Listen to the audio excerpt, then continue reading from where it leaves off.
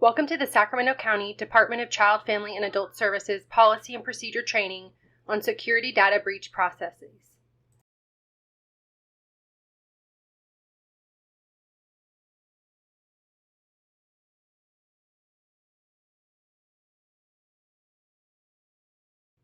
This online training will cover the purpose of this training for the security and data breach processes, the scope, the procedure, and the contact information if there is a security or data breach.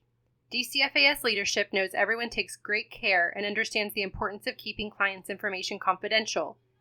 But there are times when the client's confidential information is inadvertently obtained by an unauthorized individual.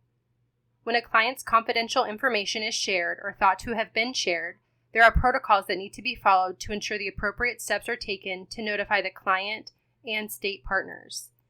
Therefore, DCFAS Security Data Breach Policy and Procedure was developed, which provides instructions for responding to and reporting security breach or potential security breaches of current or former clients, applicants, recipients' personal information. Legal matters. California law requires a business or state agency to notify any California resident whose unencrypted personal information, as defined, was acquired or reasonably believed to have been acquired by an unauthorized person.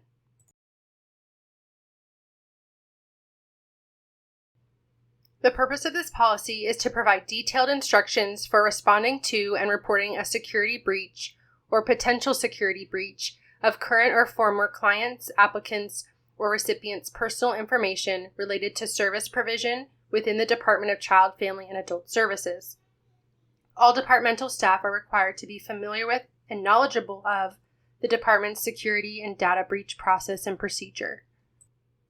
It is the policy of DCFAS that all employees will immediately report to a supervisor, program manager, or other management staff if a loss or theft of electronic or hard copy client, applicant, or recipient case information has occurred, and to comply with reporting duties as necessary during a security breach investigation.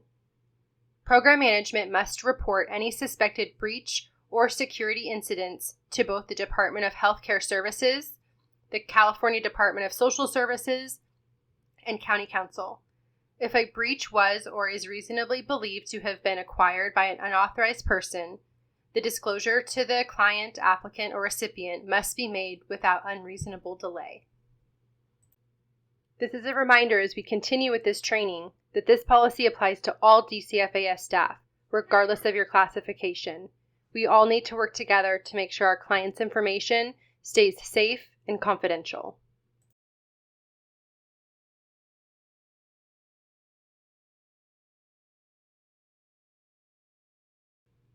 Identification and development of a breach response team. The following are employees responsible for responding to a breach involving personal information: the staff involved in the incident, their supervisor, program manager, division manager, deputy director, county counsel when deemed necessary, county risk manager when deemed necessary, and the county's communication and media officer and/or DTech and IT when deemed necessary. Staff and supervisor breach reporting responsibilities. When there's incidents of a breach or a potential breach, the employee involved with the breach will immediately make a police report if the breach involves theft of an electronic device that holds recipient information, the theft of hard copy, such as paper documents, or any client, applicant, recipient's personal information. If the breach involved a mobile device, the employee must immediately inform the department's cell phone and mobile coordinator of the lost or stolen electronic device. Their telephone number is 916-875-0104, or you can email them at dcfascellphones@saccounty.net. Staff and supervisor breach reporting responsibilities continued. The employee must inform either a supervisor or a program manager of the security breach. Supervisor or manager notification shall be made in person, by email, or by telephone.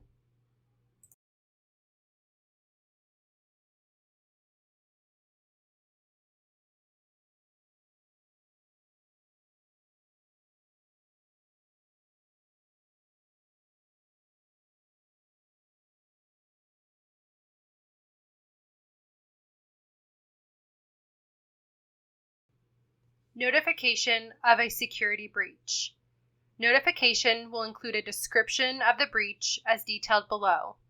The description of the breach shall include the date, time, and location of the breach, the type of client, applicant, recipient personal information that was lost, stolen, or misdirected by mail or email, and an explanation of how the breach occurred. If the breach involved theft, the information given to a supervisor, program manager, and/or division manager needs to include the police report number and the law enforcement agency involved in taking the report. The employee shall provide a supervisor with any updated information related to the breach. If the breach occurred after hours or during a non-county workday, the employee will notify the supervisor or program manager by email and by telephone as soon as possible. The supervisor will consult with the program manager to determine the reporting requirements and the incident management plan. If the program manager is unavailable, the supervisor will inform the division manager about the incident. Program Manager Security Breach Reporting Responsibilities. The program manager will assign reporting responsibilities to a supervisor and to the employee involved in the incident.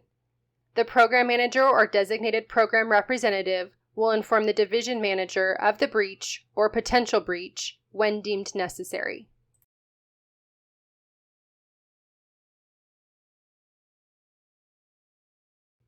Types of information breaches.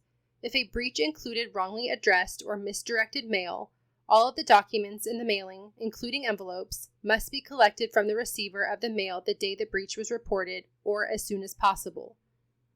Staff should contact a supervisor or designee to request the documents be picked up from the address of the unintended mail recipient. Staff should contact the unintended mail recipient to advise of the efforts being taken to explore the breach, and then a designated employee will be making contact to schedule a time to pick up all of the documents. If a breach included a wrongly addressed email through the internet, when discovered, the sender should attempt to retrieve the email sent to the unintended receiver as soon as possible. In our Outlook, you can do that through the Recall button. If a breach included disclosure of private health information, or otherwise known as PHI, the employee should report the incident to their supervisor as soon as possible. In all cases, the employee who discovers the breach must contact the appropriate supervisor as soon as possible. Designated Program Representative Actions. If you're the designated program representative, consult and update the program manager and/or division manager as necessary. You will need to contact County Counsel to report the breach if directed by a manager and for legal consultation as needed. You will need to confirm a police report was made if an electronic device cannot be located or was stolen. You will need to interview the employee involved in the breach as well as the employee's direct supervisor. This is if the interviewer is not the reporting employee's direct supervisor. Collect the following detailed information during the interviews: the date, time, location, type of information involved, electronic or hard copies, how the breach occurred, such as loss, theft, or a car break-in, law enforcement department with whom report was made, and the crime report number. You must also verify a copy of the police report was requested. You should also contact the client, applicant, or recipient by telephone as soon as possible to inform the affected persons impacted by the breach of the event. Use the three-way call function on the telephone to communicate through a contracted interpreter service if the client, applicant, or recipient is non-English speaking, deaf, or hard of hearing. The following information is for Senior and Adult Services Program procedures. In cases related to the IHSS program, IHSS will provide the affected client, applicant, or recipient a written notice of the breach. You must provide the written notice in the client's, applicant's, or recipient's primary language. Please refer to Attachment A in the policy for guidelines on how to format the notification letter, where to locate sample notification letters, and essential documents to enclose with the notification letter. You will see a sample notification letter later on in this online training. You must submit the notification letter, delete the client, applicant's, or recipient's personal information before sending, to DHCS via email to privacyofficer@dhcs.ca.gov. In cases related to adult protective services or the public guardian, public conservator, or public administrator, if directed by County Council, the affected clients should receive a written notice of the breach. Provide the written notice in the client, applicant, or recipient's primary language. Notification of the breach shall be documented in the client case record. The following information is for Child Protective Services program procedures. In cases related to CPS clients, if directed by CDSS or County Council, the affected clients should receive a written notice of the breach. Provide the written notice in the client, applicant, or recipient's primary language. Please refer to Attachment A for guidelines on how to format the notification letter, where to locate sample notification letters, and essential documents to include with the notification letter.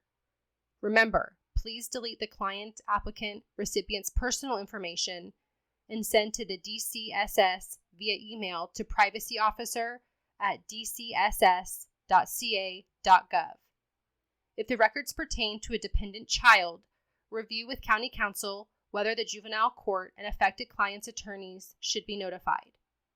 A copy of reports, letters, and emails related to each incident should be submitted to the centralized email DCFAS security breach at statcounty.net. The information will be saved to a centralized folder for tracking and security purposes. Conduct a review of policy and procedures to prevent future breaches. Reporting breaches to the DHCS and the CDSS privacy officers. Each program in DCFAS is responsible to report a breach immediately by telephone call, plus email or fax, to the DHCS or CDSS privacy officers and the DHCS information security officer. This report must be made to the privacy officers within 24 hours of notification of the breach. Notice shall be provided to the DHCS Program Contact Manager, the DHCS Privacy Officer, and the DHCS Information Security Officer. If the incident occurs after business hours, on a weekend, or holiday, and involves data provided to DHCS by the Social Security Administration, notice shall be provided by calling the DHCS IT Service Desk. Notice shall be made using the DHCS Privacy Incident Report Form, including all information known at the time. That was a lot of people that you would need to contact if there was a security breach, along with a lot of acronyms. Here's a helpful chart to show you which program you're with and who you should contact if there's a security or data breach.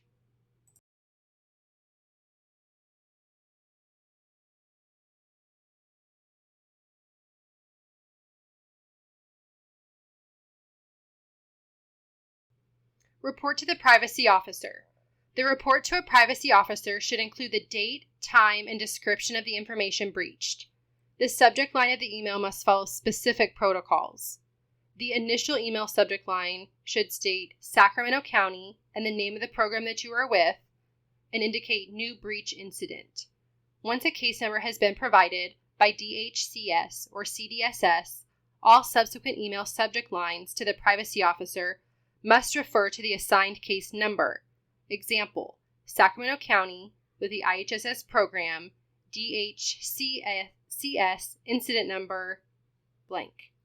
Do not include the client's, applicant's, or recipient's name in the email. Provide a police report number if it's available. Report to the privacy officer continued.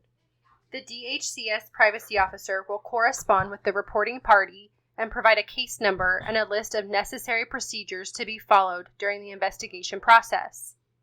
You will need to complete a privacy incident report, or a PIR, which is a state form, within 72 hours of breach notification. You will need to complete each section and type NA in any section not applicable to the breach. Please note, confirm the PIR form that you are using is the most current version. You will then email the PIR to the appropriate program manager for review. Send the approved PIR to CDSS or DHCS. Attach a copy of the police report if available. The PIR may be resubmitted if there is a request for further information.